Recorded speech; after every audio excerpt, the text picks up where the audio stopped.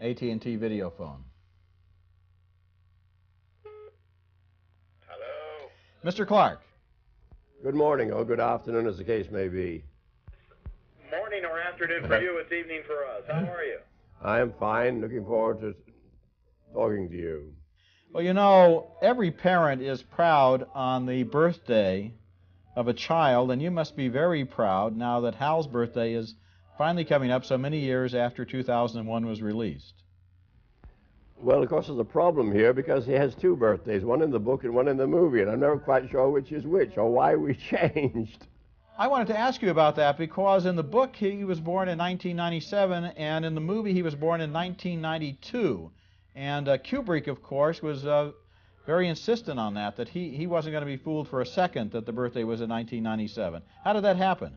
I have no idea. Could have been a fluff of the actor. I just haven't any ideas whatsoever. And but obviously we've missed 92, so let's make the most of 97. Absolutely. And 97 is, of course, what you wrote in the book, and you also mention it in the notes at the end of 3001, The Final Odyssey, which is coming out this early next year, I believe. I think in February or March, yes. February, March. I got the typescript of it in the mail today. Oh, excellent.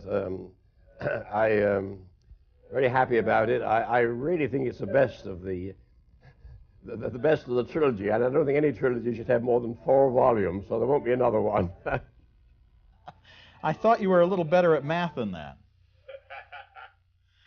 Let me ask you how you originally created Hal. We know, of course, the famous story of how Kubrick approached you and you remembered this short story that you had written called The Sentinel, but there were many, many steps between that first meeting and the screenplay and novel of 2001. And at what point did the idea of Hal begin to emerge?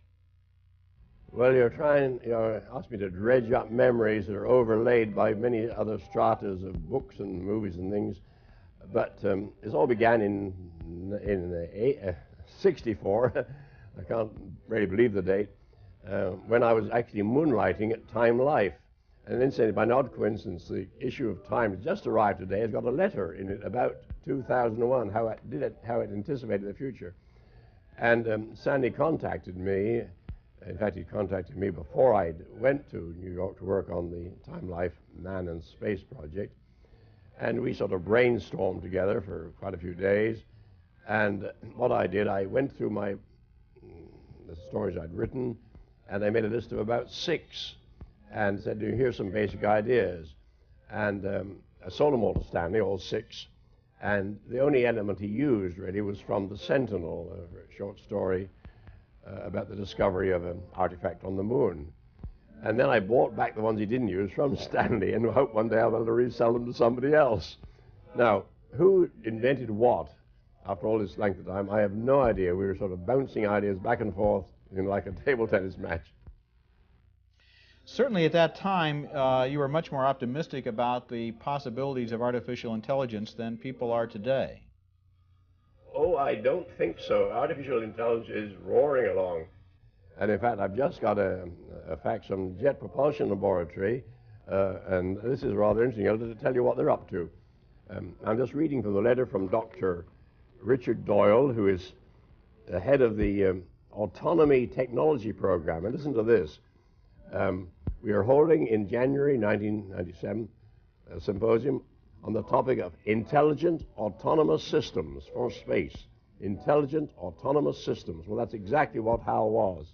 But it hasn't really developed artificial intelligence on the timetable it was suggested by 2001. We seem to be about as far away today, don't you think, from HAL as we were then, or not?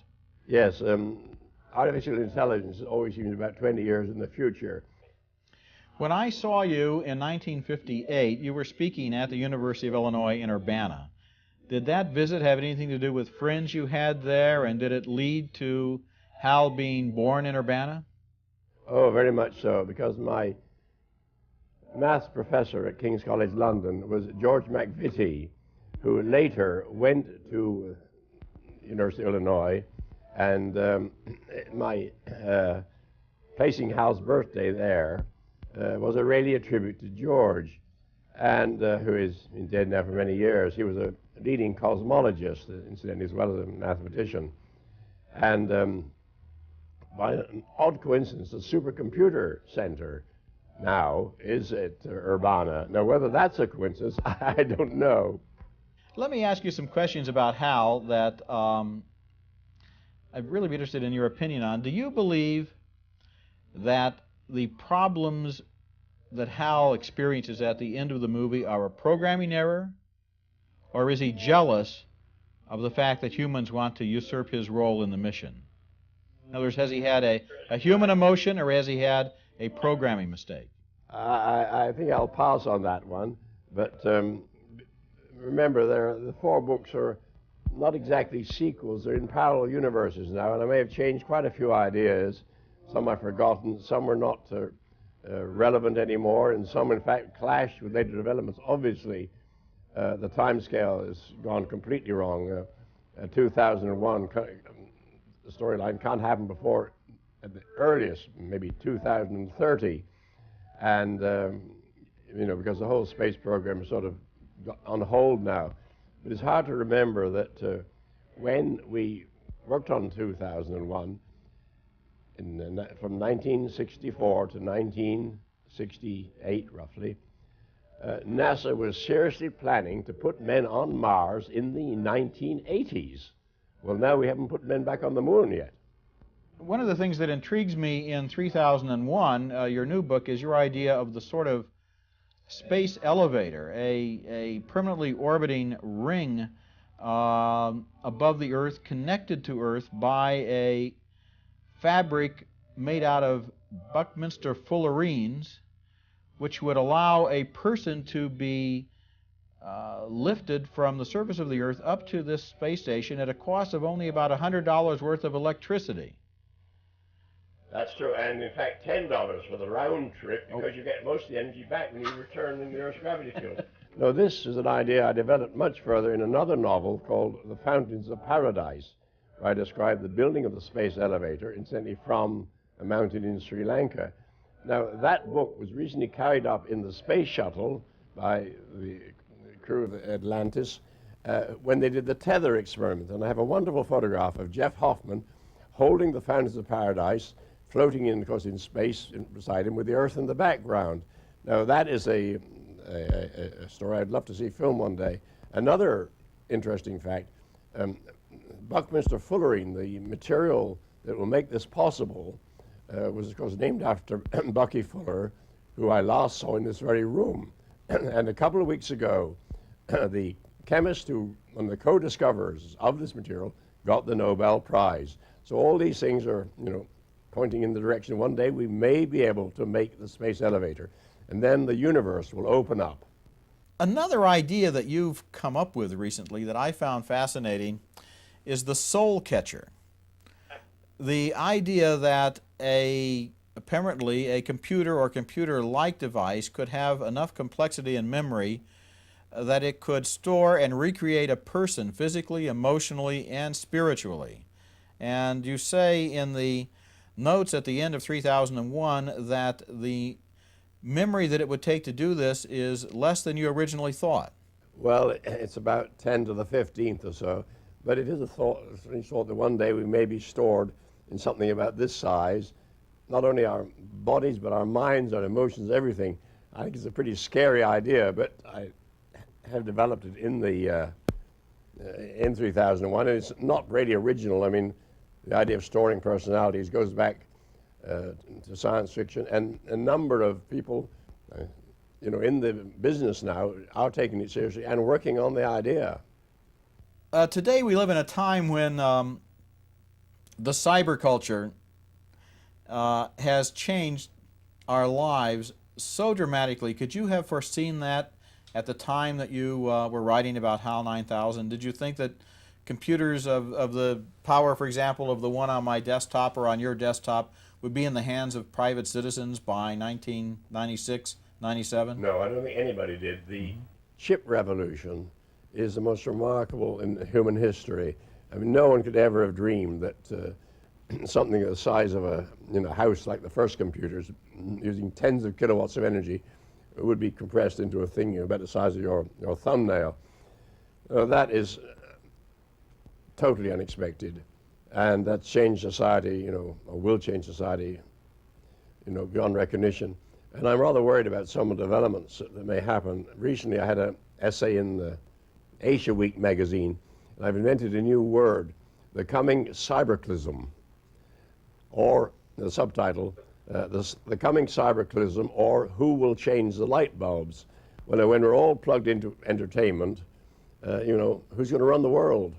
Let me ask you something that is an obvious question, I think, for any science fiction writer, including the greatest of them all. What were your thoughts when you read about that rudimentary evidence that they might have been able to prove that there had been life on Mars? Well, of course, I was very interested. I think it's been rather overblown because it's not proof. It's, I'd say, 80% or so evidence, but it does mean we should follow this up and look for similar evidence, perhaps from Europa. In fact, Freeman Dyson wrote to me the other day and said that we should look for meteorites that have been splashed off Europa, because the oceans of Europa, as I said in 3001 and 3000 and 2010, may be the other place where there's a lot of life in this solar system. And what about these cities that you found on Ganymede? Well, the one I describe in Ganymede, if you look at the images from the Galileo spacecraft, there's some extraordinary formations there. And the one I mentioned specifically, it does look like a city. It doesn't require much imagination to see that these are city streets. The fact that they're 5 kilometers or so wide is a minor detail.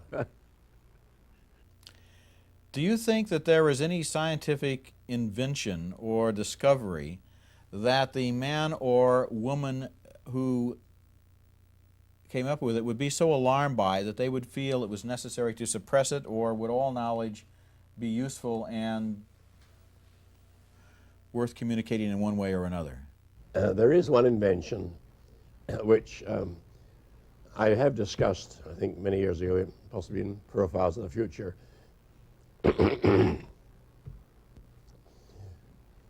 And that is a time probe. If we could ever invent something that would reveal the past so we could see anything that ever happened, when you think of the implications of that, they're pretty appalling. And would human civilization survive such a thing? I just don't know. I don't think it's possible, but I can't rule it out. And if a time probe could be created, then all the mysteries, all the secrets that ever happened will all be revealed. Total transparency. And I think that's the most terrifying invention I can think of. So if you were to invent the time probe, you might want to seal up your notes or even burn them. One of the problems, of course, would be that if you did have a time probe, there would be so much time to probe that you would never live long enough to do it. It'd be a bit like the web. You've written a lot of great science fiction stories and novels. Do you think that there is one you've written that would make a great movie and you haven't been able to convince a producer or director of that? What would be your favorite unfilmed project to film? Oh, that's an easy one to answer. I think my best novel is The Songs of Distant Earth. And incidentally, Mike Oldfield has just done a beautiful suite based on it, and he's already sold over 100,000 copies.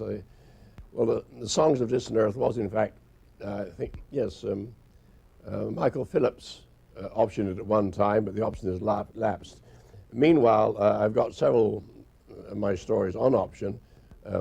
My Meteor Impact story, The Hammer of God, Steven Spielberg has just renewed the option on that, so I hope that will go ahead.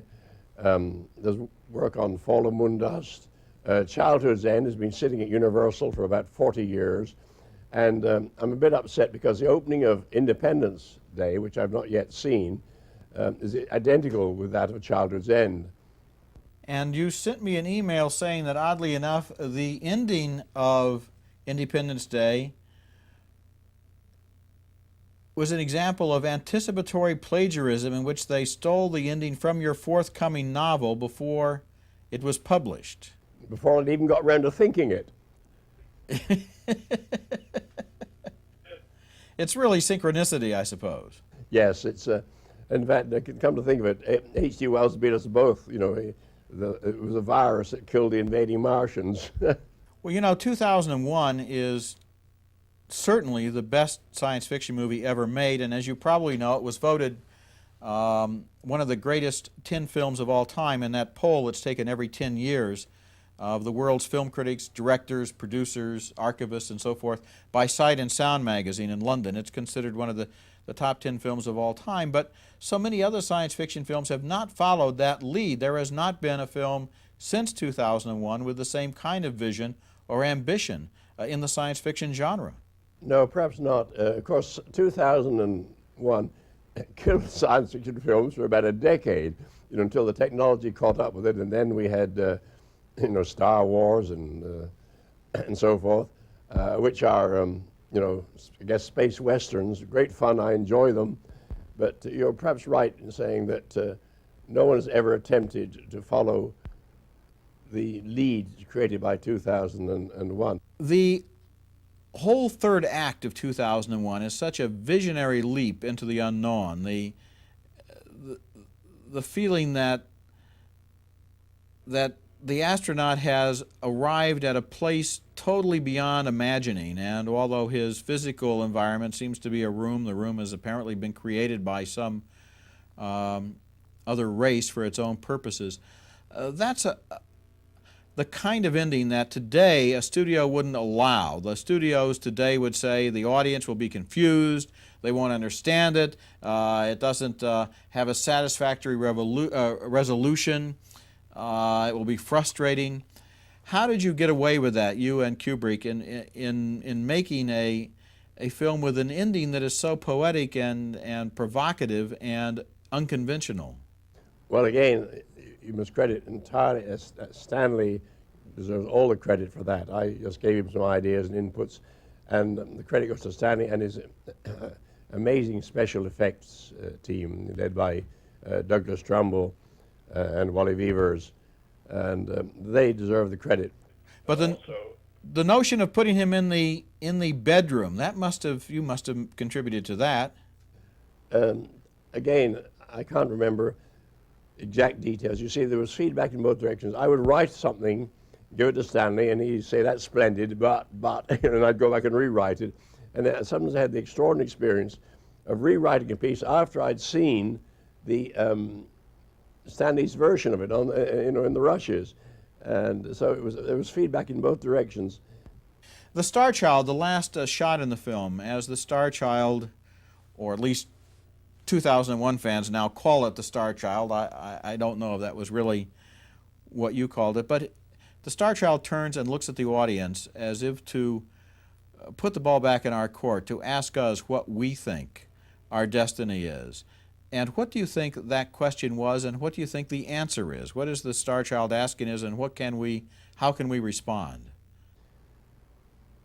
Well, I would say that the implication is that the future is wide open. It's up to us what we do about it. Our destiny is, at least to some extent, under our own control.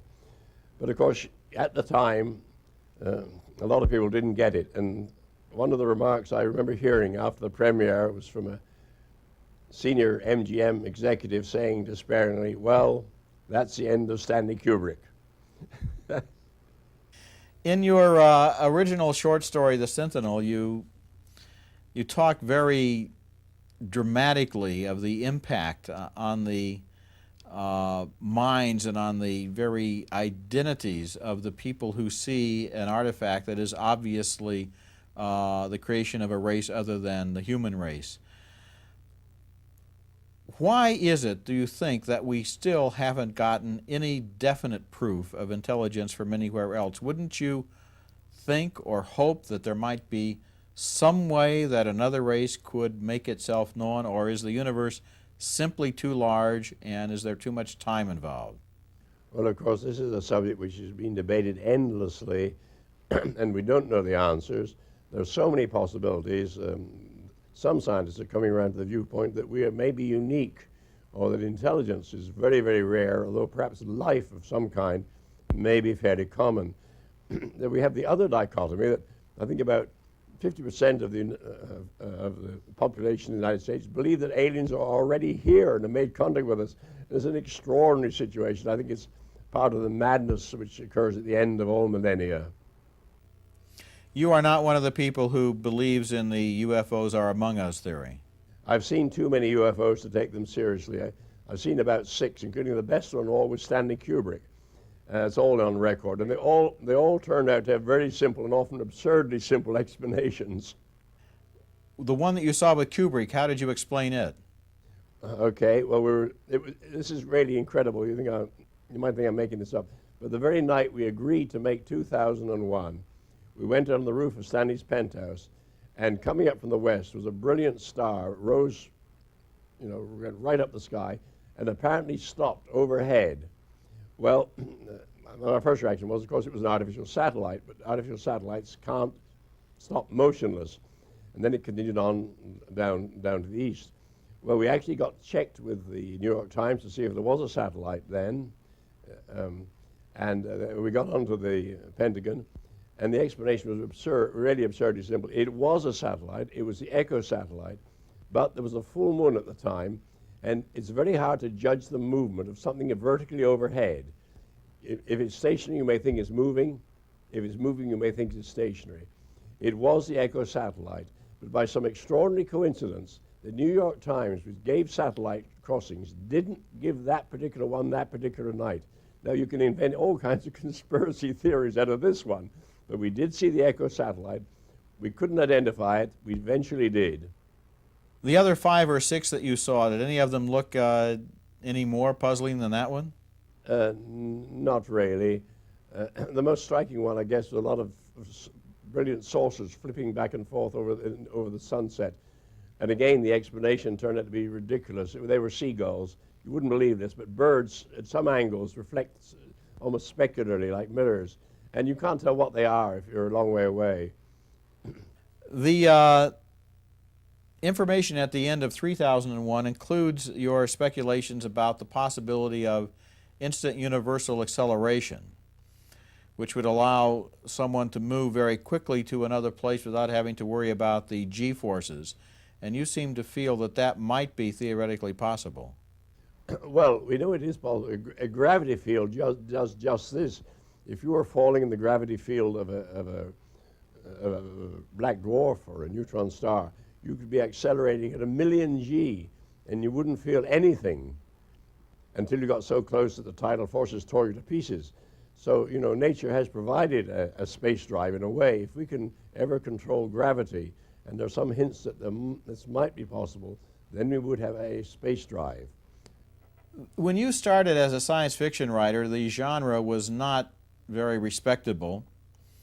There were some good magazines. John Campbell, of course, at Astounding was trying to do some very high-level stuff, but many of the magazines were pulps on the level of thrilling wonder stories and amazing stories. Today, science fiction is a genre with bestsellers, with professors, with PhD research projects, with books of criticism, conferences, symposiums.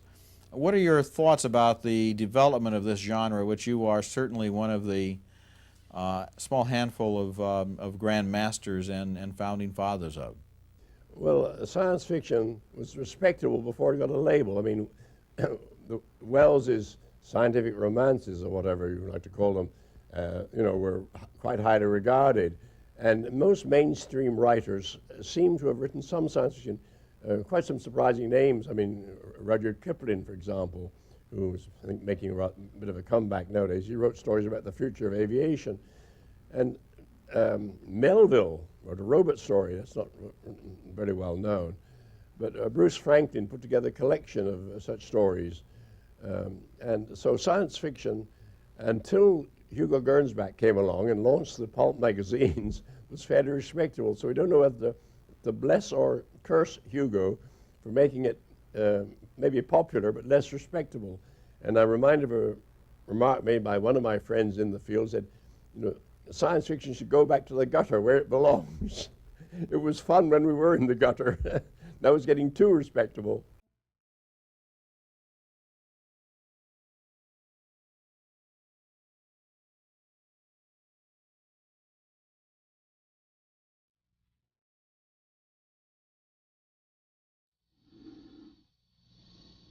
I'm afraid.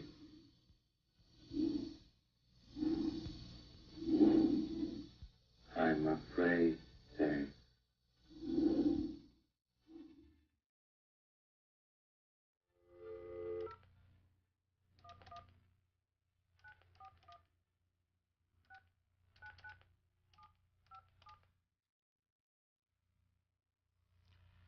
AT&T video phone. Hello. Mr. Clarke. Good morning or good afternoon, as the case may be. Morning or afternoon for you, it's evening for us. How are you? I am fine, looking forward to talking to you. Well, you know, every parent is proud on the birthday of a child, and you must be very proud now that Hal's birthday is finally coming up so many years after 2001 was released. Well, of course, there's a problem here because he has two birthdays, one in the book and one in the movie, and I'm never quite sure which is which or why we changed. I wanted to ask you about that because in the book he was born in 1997 and in the movie he was born in 1992. And Kubrick, of course, was very insistent on that he wasn't going to be fooled for a second that the birthday was in 1997. How did that happen? I have no idea. Could have been a fluff of the actor. I just haven't any ideas whatsoever. And but obviously we've missed 92, so let's make the most of 97. Absolutely. And 90